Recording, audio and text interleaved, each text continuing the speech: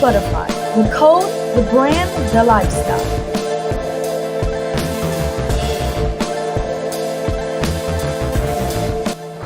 That's why the Africans, why you think the Africans and around the world they got a trickster figure in all mythology, they got a trickster figure. Tahuti is a trickster figure in Egypt. You see what I'm saying? Because also Tahuti is also Hermes, which is also Mercury. So also that he said, who you said was Mercury? Set. Tahuti is also Mercury, because guess what? If you look at the origin of the pre-dynastic Set, part of his attributes went to Osiris, part of his attributes went to Anubis, and part of his attributes went to Tahuti. That's why you'll see Tahuti with a dog head in some mythology. You get the word. This constitutes the birth manifestation of the Virgin, in other words, her nativity. Virgo has many names among nations and peoples.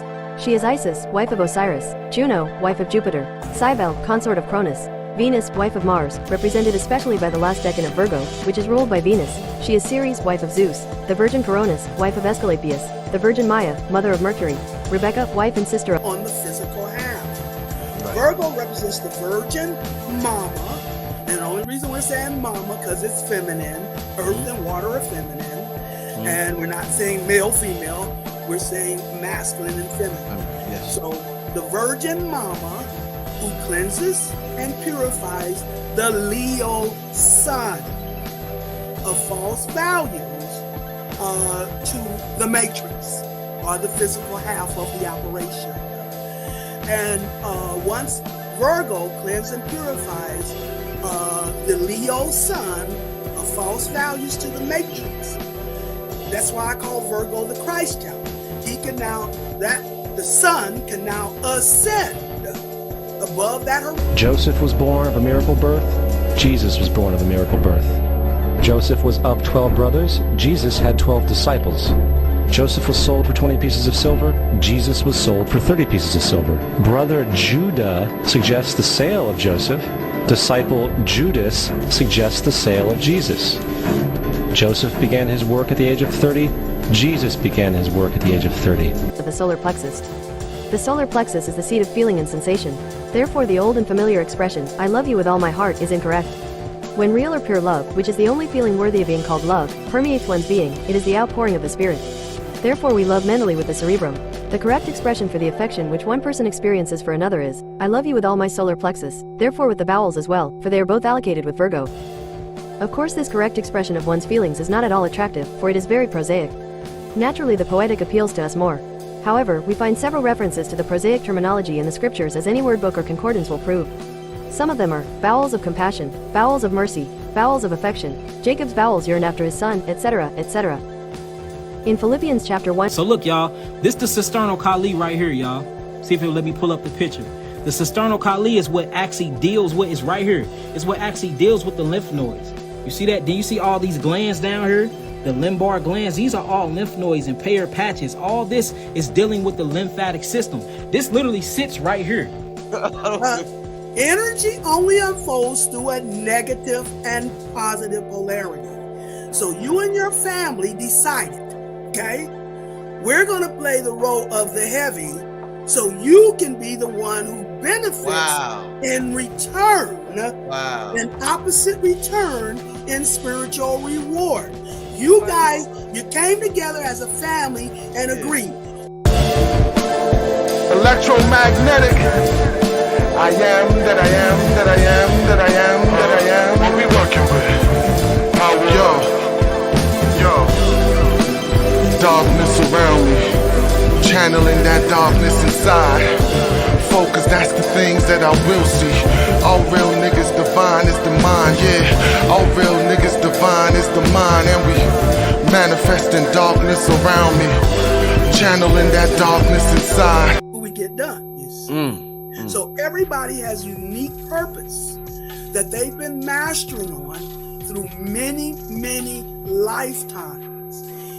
Each lifetime, after you chose your purpose, after you chose the purpose you chose, you see, spiritual energy has to be manifested in order to be exposed, cleansed out, purified, Virgo's role, in order for it to be exposed, cleansed out, and purged for healing and wisdom. That is why Virgo is the very last sign.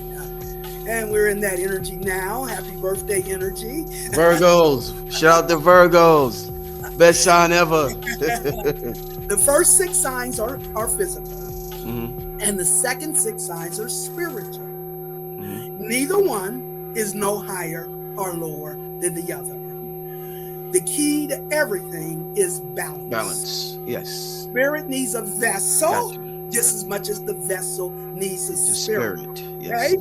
So, you have Aries, the physical face of the spiritual Libra. Mm-hmm. You have Taurus, the physical face of the spiritual Scorpio. You have Gemini, the physical face of the spiritual Sagittarius. You have Cancer, the physical face of the spiritual Capricorn. Then you have Leo, the physical face of the spiritual Aquarius. And then you have Virgo, the physical face of the spiritual Pisces, the sign of the subconscious, you see. So the last axis of that energy. So Virgo is the last sign on the physical half. Right. Virgo represents the virgin mama. And the only reason we're saying mama because it's feminine. Earth and water are feminine. And we're not saying male, female.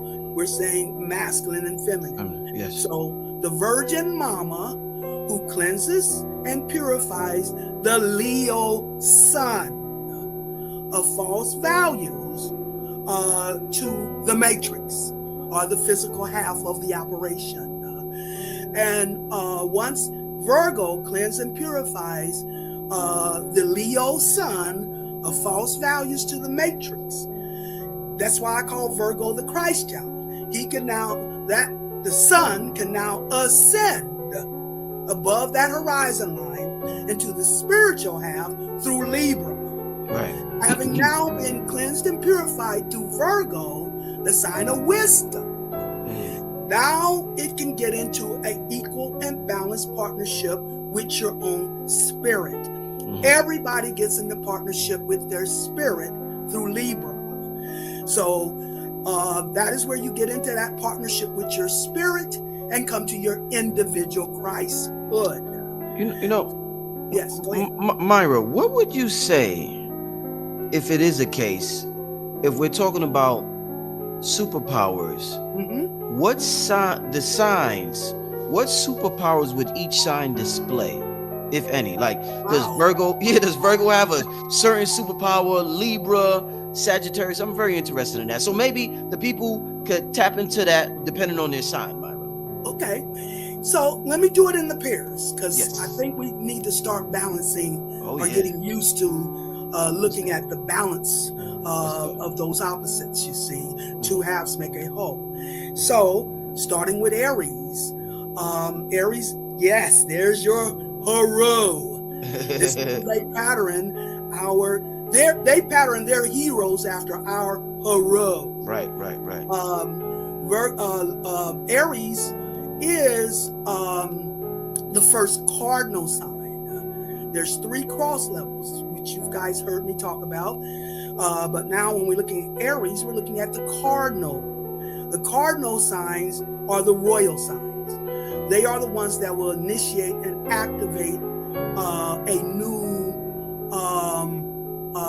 what's the word I'm looking for? Domain of energy.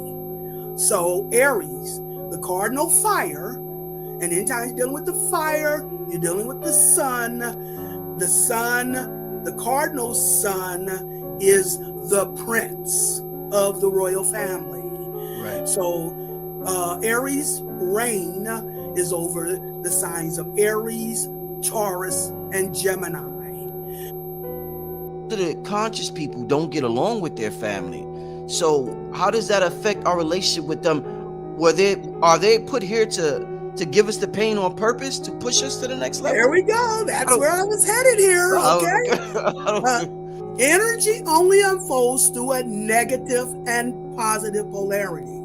So you and your family decided, okay, we're going to play the role of the heavy so you can be the one who benefits Wow. in return, Wow. an opposite return in spiritual reward. You guys, you came together as a family and agreed who's going to play the role that, now, I call the person, there's one or two in each family, and I call that person who plays that role, I call them the Josephs. The what? Say that again. The what? The Josephs of the Bible. Okay. Okay?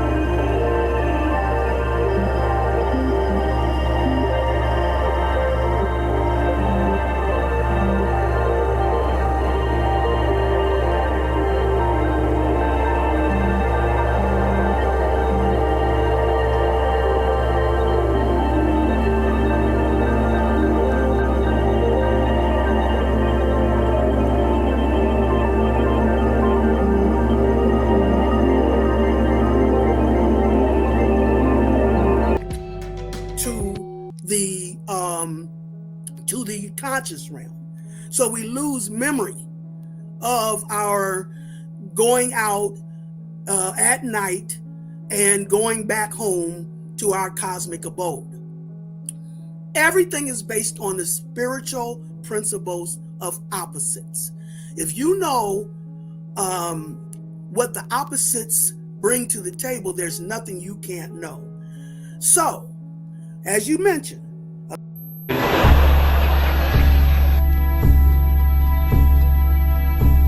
the Bible is nothing more than an astrotheological literary hybrid, just like nearly all religious myths before it.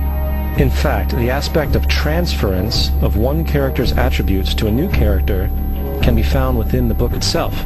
In the Old Testament, there is the story of Joseph. Joseph was a prototype for Jesus.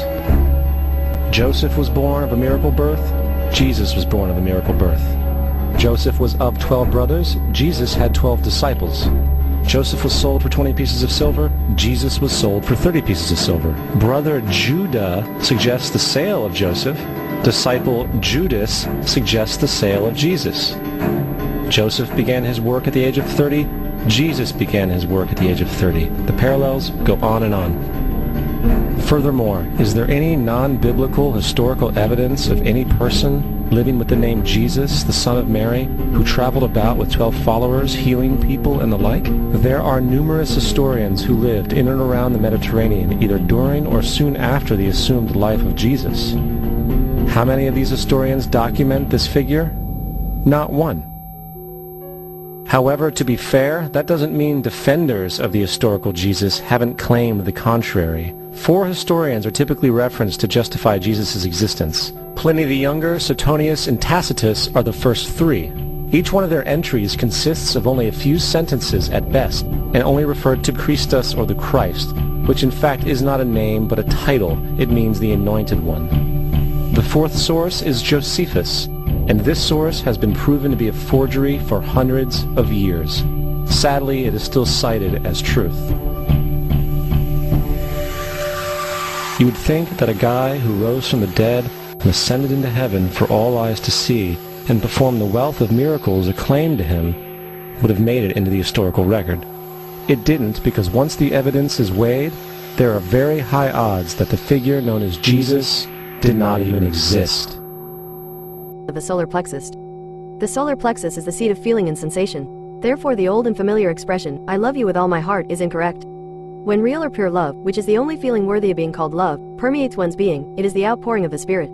Therefore, we love mentally with the cerebrum. The correct expression for the affection which one person experiences for another is, "I love you with all my solar plexus," therefore with the bowels as well, for they are both allocated with Virgo.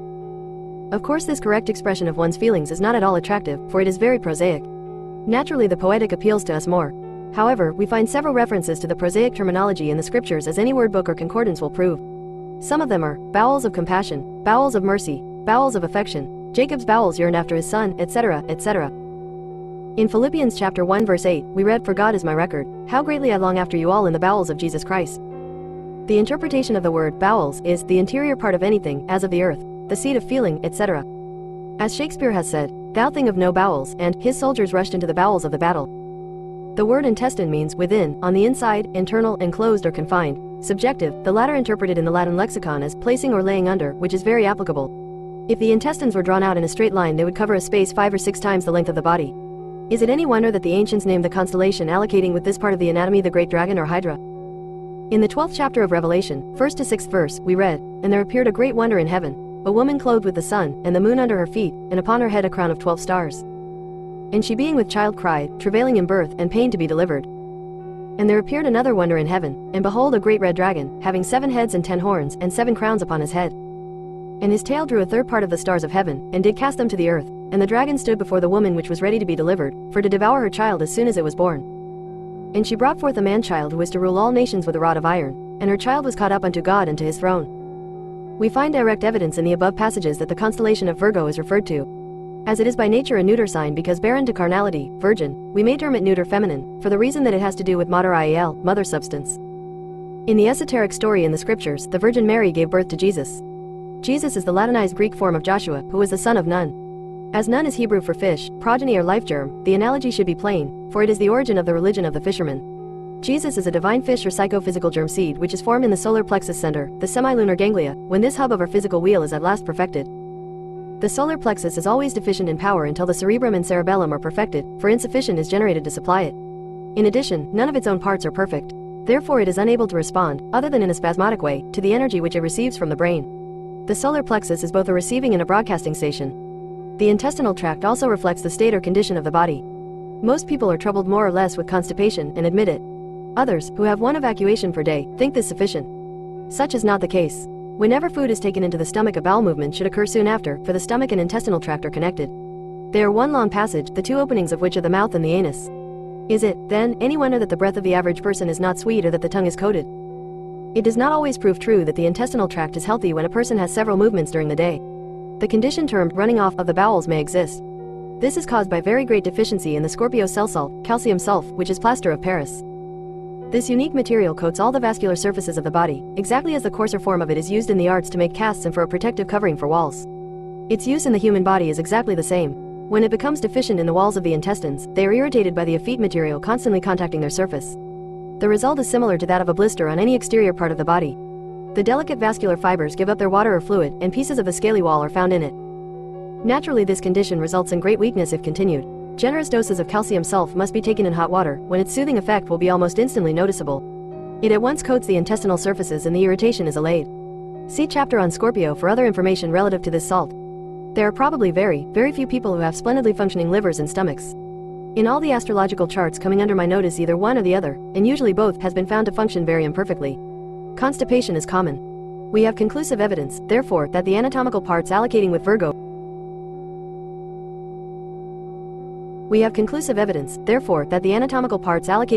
reflect the condition of the entire body. We can synthesize this statement with the following analogy. The sun, energy, in the bowels of the earth reflects energy, broadcasts it also, to the degree in which it receives it. The human body possesses two lenses. The one in the cerebrum, which focuses light vibrations impinging on the brain from above into the optic thalamic center, is the upper, and the celiac ganglia of the solar plexus is the lower. It will always be found, when the body is studied intensively, that there are two centers of a kind, one being above and positive, the other below and negative. It cannot be repeated too often that the glyphs and symbols of the 12 signs of the zodiac are the repositories of secret lore and invaluable information. Let us study those of Virgo. For a long time it had been evident to me that the ancient and therefore fundamental idea embodied in this glyph was that of the Virgin and Child, Jesus, but it was not until about 3 years ago that I found my proof. It is plain to be seen that the first part of this symbol is the letter M, which from time immemorial has typified water. Recalling the statements made relative to the definition of Virgin Mary in the beginning of this chapter, we realize that they are here verified in the cryptic meaning of the letter. In Hebrew, M is spelled mem, and in that ancient language means mother, the female, material or substance, also magnetic, the negative, etc., etc. It is one of the 3 sacred letters which are termed mothers. While studying some Phoenician characters one day, my attention was attracted to a certain letter. There was something about it which enthralled me. Suddenly it dawned on me that it was the last part of the Virgo sign, the part attached to the M. This Phoenician character is the letter N, and in Hebrew its meaning is fish or Jesus. If the Virgo symbol is studied carefully, it will be found that the addition of N actually represents a fish standing erect on its tail and with open mouth, thus. There is no astrological work available which gives any information of the above nature relative to the sign Virgo. It is my firm conviction that the analysis of this sign is alone sufficient to prove for all time that the sole purpose of astrology is to furnish mankind with the astrochemical plan for its physical and mental regeneration. As body and got the thymus gland, then you get down to the lungs. All these things come from the gut, family. Think I'm lying? Let's just look it up. Remember, the tongue, the auditorial tubes, the middle ear, the tonsils, the thymus gland. Oh, that's actually part that sits by itself. This is probably behind one of them. The thymus gland. You got the thyroid and the parathyroid and the respiratory passage. All of this come from the gut, the primitive gut tube. Then on the left side, you got the esophagus, the stomach, the duodenum, the liver, the biliary apparatus, and you have the pancreas. All these things come from the gut. This is the foregut, and this is the pharyngeal gut. Look, it's more, family. Everything in your body was created from the gut. All right, remember, we talked about the stomach and all of your food being broken down into trace minerals and micro and phytonutrients. All right, then you get inside the stomach. Remember, I was telling y'all that this is actually the fungus of the stomach, the body of the stomach, and the pylorus of the stomach, or the atrium of the stomach that leads into the duodenum. Now, remember we was talking about that the stomach had these little villi in it. This is the actual villi that creates the mucosa inside of the stomach that secretes these things that actually create the acids. Then you keep going. Now you get to the duodenum part. Remember I was talking about them little hairs? These are the hairs that stick up inside the duodenum, which is that 9-inch intestinal tract. Through these hairs, you got all the bacteria that actually come up, pick up all of the micronutrients, and pass it through something called blood capillaries. And I'm gonna show y'all the capillaries. These are actually the blood capillaries, the villi. You see the villi have the bloodstream. You got the epithelium. You got the microvilli at the top of this. And then you have the intestines. These grooves and these capillaries are right here. This is where all your phytonutrients come. Nothing actually come into your body until it hits the capillary of the capillary bed. That's it right there. Thank you, Nabi. See that? Nothing comes into your body until it hits this. Once it hit this, and then you have the microbiome, which is all, you see all these different bacterias? You got all the different bacterias. They check it, make sure, look, the bacteria is literally your police or your military force. They gonna do a full siege and search operation on any micronutrients that come. Once it's good, if they're not being burnt out with acids and mucus pus forming foods like meats and dairy products and certain types of grains, because these things will kill the gut microbiota. If the gut microbiota have good training, if the gut microbiota is being fed the right alkaline foods, they are on point. They went to thymus gland school to learn a military personnel position. They will check any food at this area, and if it's bad, they will wrap it in mucus and it'll come out of your anus. If they're damaged because you eating acidic forming foods, they gonna let anybody in because they're not on your post in your position. This is how you get all types of toxemia into the bloodstream, and then this is where disease actually starts to kick in and set in at. All about the gut. See, the gut is literally the gateway. The gut is the entryway inside of your body, whether you want to believe it or not. So we got to make sure that we're keeping our gut up. We got to make sure that we actually praising the gut, not only praising the gut, we got to make sure that we loving our guts correctly, eating things that's alkaline, making sure that we pooping at least 3 times a day. We got to hydrate the gut, break up solidification and calcification in the gut. We got to make sure that we're doing diaphragmatic breathing, because diaphragmatic breathing actually moves your what? Your gut. You see that? You got the diaphragmatic muscle. Then attached to the diaphragmatic muscles, you got the mesentery fold, or the mesentery mucous membrane, which actually attaches the intestines to the abdomen. And right there, you have something called the cisternal chyle. And what's crazy about the cisternal chyle, it sits right on the mesentery, right between the mesentery on the diaphragmatic wall. Let me show y'all what a cisternal chyle is. We're gonna come right back to it. Let's just go to this, and we're gonna type in cisternal chyle. Check this out, y'all. I know y'all be thinking like, man, y'all key be. Hold on, let me show y'all what the cisternal chyle is.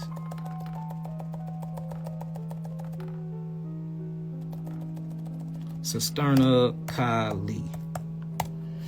All right, this is the cisternal chyle.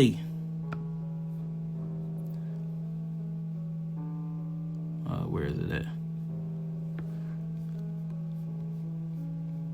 See if we can find some pictures. Let me see.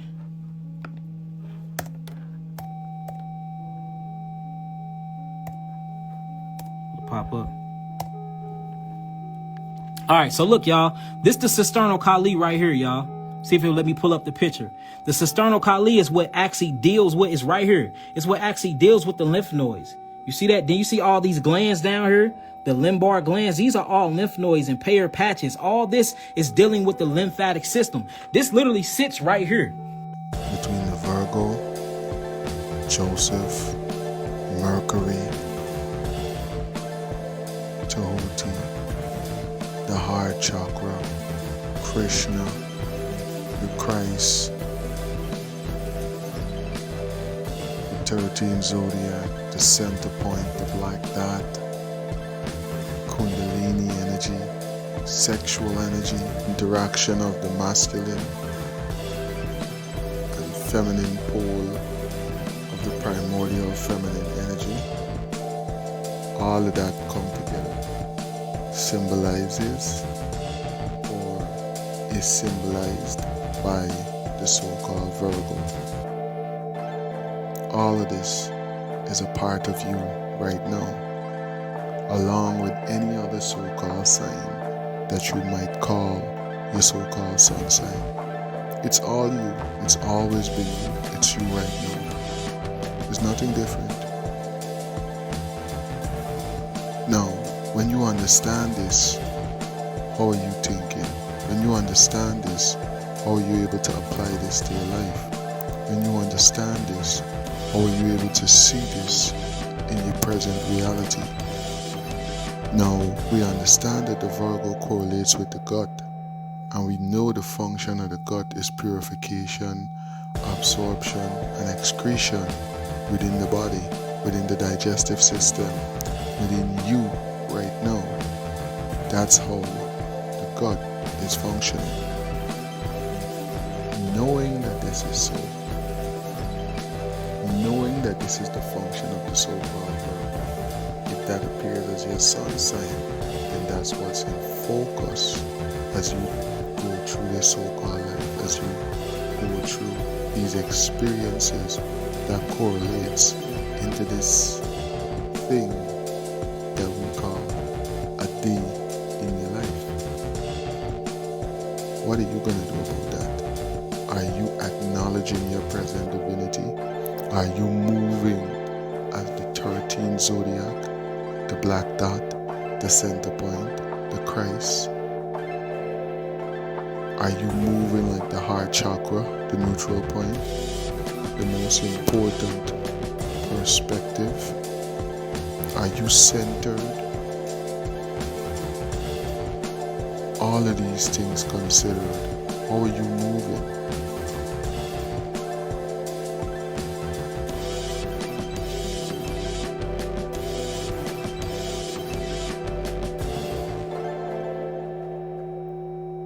The many names of Virgo, the many aspects of divinity, the focus that you need to hold, it's all defined by you. All of this information is here to show you your present divinity right now, not tomorrow, not yesterday, not in the days to come, not no big amount of work to become what you already are. It's just you remembering the aspects of yourself. Right now, this is you. Right now, you are the Virgo. You are experiencing purification via that aspect of yourself. It's all a part of you right now. You are the Christ. You are divinity.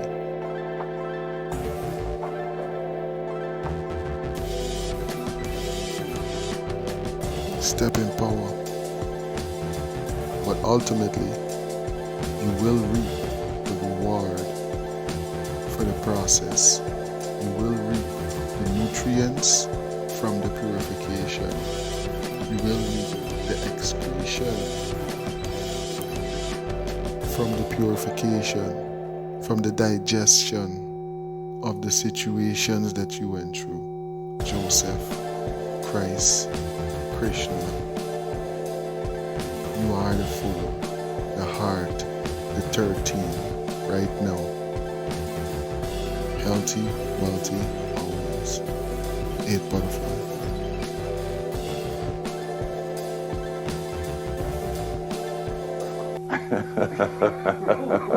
With all the animals in there, 2 by 2. Each sign has a correspondent sign. That's the duality, you see. And again, if we keep in mind, there are only 12 blueprints on planet Earth. Everybody down here fits into that circle, okay, with slight and wonderful variations of differences in your abilities, powers, level of consciousness, direction of your life. But we all fit into Mother Zodiacus. And each of these aspects here, the triune aspect, shows the elements. Young lady was asking me about the inverted and constructed triangle. Fire, earth, air, and water. Aries, Leo, Sagittarius. Fire, earth. What are the 3 earth signs? Anybody? 1. Come on with them, y'all. 2. Come on, Virgo, where you at? Speak up. You ain't got a Virgo in here? All right, okay. Water sign. 1, 2. Thank you. 3. Air signs. 1, 2, 3. Thank you. Very good. Very good. Okay. But remember that Noah is the knower, and the knower is the soul. 3 aspects of your nature: the knower, the thinker, and the doer. And they all Hiram Abiff. Hiram, king of Tyre, Hiram Abiff, and Hiram of Tyre. But that's all the lore of Masonic science. Is all based on Hiram Abiff, not Jesus. Okay. But Haim Abiff represents the Christ-like one, but here in that particular avenue would be on the occult plane. This constitutes the birth manifestation of the Virgin, in other words, her nativity. Virgo has many names among nations and peoples. She is Isis, wife of Osiris; Juno, wife of Jupiter; Cybele, consort of Cronus; Venus, wife of Mars, represented especially by the last decan of Virgo, which is ruled by Venus. She is Ceres, wife of Zeus; the Virgin Coronis, wife of Aesculapius; the Virgin Maya, mother of Mercury; Rebecca, wife and sister of Isaac; Rachel, wife of Jacob; Ruth, wife of Boaz, and last but far from the least, she is the mother of Christ. The astrological interpretation of the Virgin is that Virgo is the only one who can give birth to a son and still remain a virgin. The Virgin of September has a son once every year. It is also the time and place for the manifestation of the divine Son in us when the necessary work has been consummated. Then only is the Virgin, clothed with the sun, the moon under her feet, and upon her head a crown of 12 stars, Revelation chapter 12 verses 1-6. As Virgo is Bethlehem, house of bread, it is natural that we understand it to mean the bread of life. At the time of the Assumption of the Virgin, which takes place on the 15th, the sun is so entirely in the constellation of the Virgin that the stars of which it is composed are rendered invisible by the effulgence of its rays, says Dr. Wakeman Reno. As the last decan of Virgo is the Taurian, and ruled by the Venus vibration, it constitutes the stable wherein the bull is housed and close to the spot, middle decan, wherein the Holy Child is born. It will be well at this point to read over the chapter on Taurus, and note that the middle decan of that sign is related to Virgo. Falling as it does on the first day of May, it is commemorated as May Day, sacred to the goddess Maya, the Virgin. The free woman is Virgo, and no human being is ever free until he or she has attained to virginity. Therefore slavery still exists and will, for many a long year. The Eleusinian mysteries were sacred to Ceres, Virgo, and in Greek mythology are said to represent the alternation of death and life. This statement gives further proof of the correct allocation of health to this sign. A word which is erroneously used is heal. How often we hear the statement, I was healed of such and such a disease. The word means to be made whole, and applies solely to the virgin state. None are healed until whole or holy. Moreover, no one can heal another. Each one must do it for himself, just as the scriptures state. One by one the so-called healers pass on, garnered in by the great reaper whom they have cheated out of that which would have made them whole. They had not been fed good seed, and therefore could not produce a perfect seed, the one and only one, the virgin son. A story of Proserpina, daughter of Virgo, Ceres, as queen of the underworld, bowels of the earth, is symbolical of the negative interpretation of Virgo, and also of corn, which is the archaic name for seed. It signifies the seed corn, which, when cast into the ground, lies there concealed and is carried off by the god of the underworld. When the seed sprouts and shoots upward, its appearance is said to symbolize the return of Proserpina to Ceres, the virgin. The etymology of the word Ceres is interesting, being derived from the Sanskrit stem, cer or kri, meaning to make.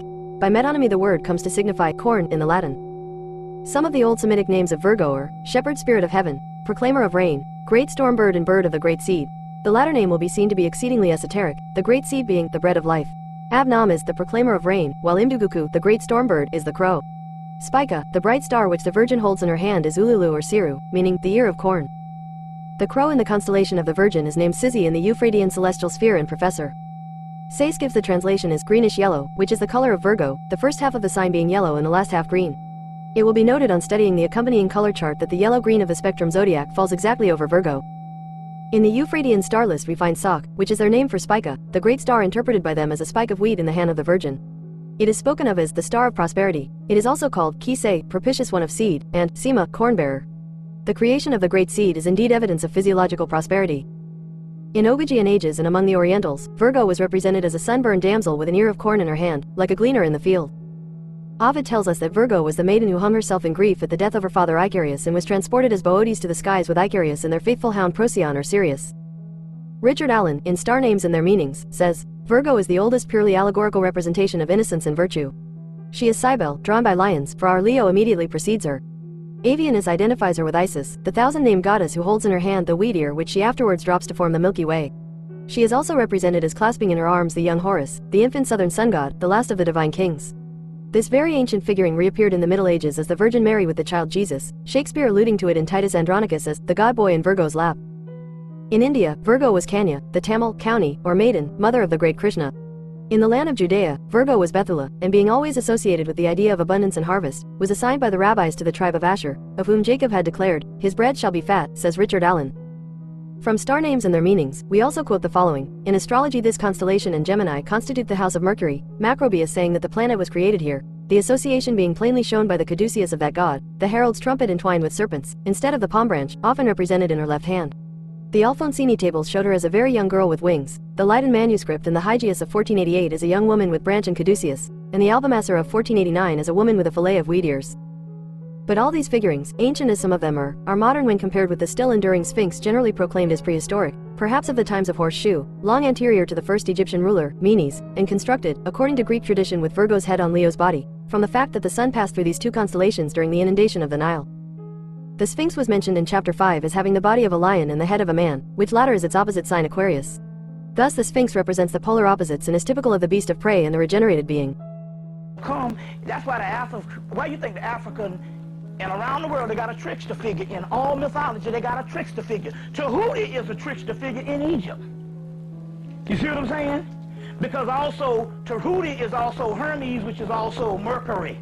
So also he said, who you said was Mercury? Set. Tahuti is also Mercury, because guess what? If you look at the origin of the pre-dynastic Set, part of his attributes went to Osiris, part of his attributes went to Anubis, and part of his attributes went to Tahuti. That's why you'll see Tahuti with a dog head in some mythology. You get the word Hermenubis, which is Tahuti. You see, so it's a trickster figure. You see, so there's tricksters all over, and those are the gatekeepers. Those are the gatekeepers. Another thing, too, here's another thing about the gatekeeper. Now, I made a thing. Now, I have to preface this because I'm heterosexual. I went to Kansas to get a colonic because they had them real cheap down there. So I got about 4 or 5 of them. And the people look, and they will say, we got to go get somebody because they say, you got the smallest asshole we ever saw.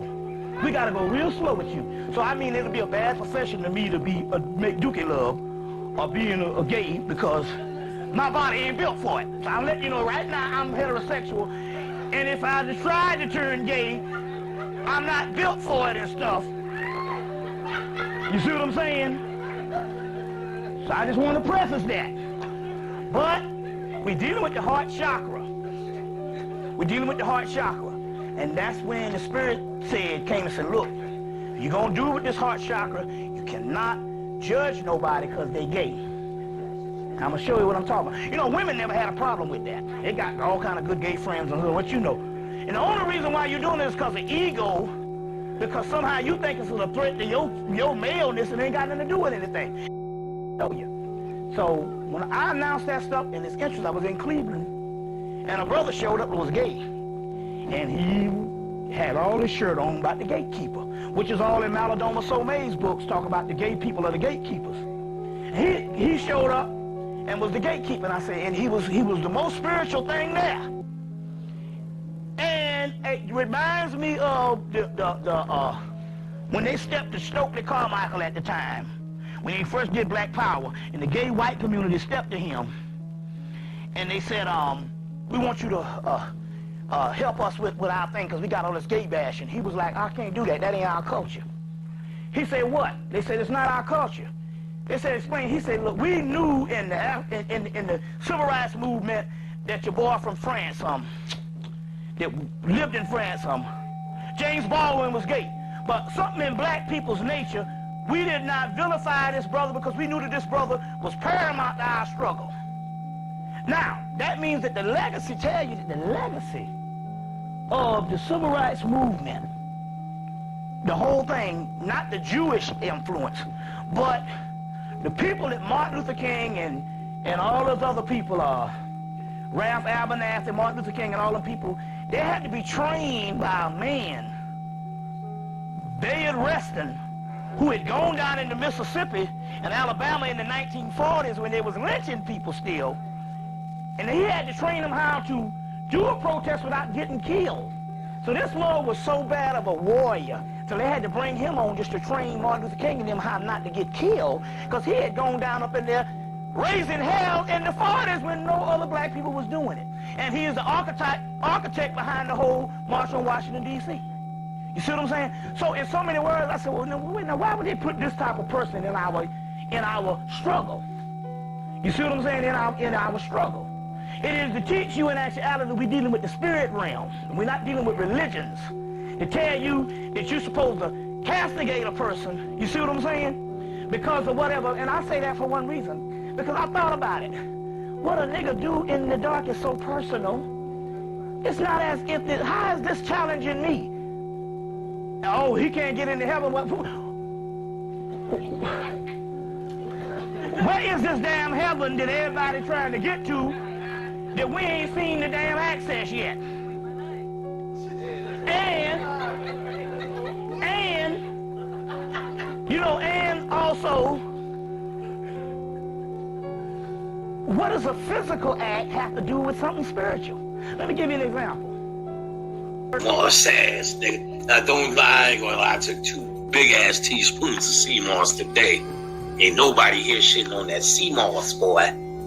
That shit make you feel like a nigga. And then I made a whole goddamn beat. You heard? I was like this. I made all that shit this morning, nigga, before you got here.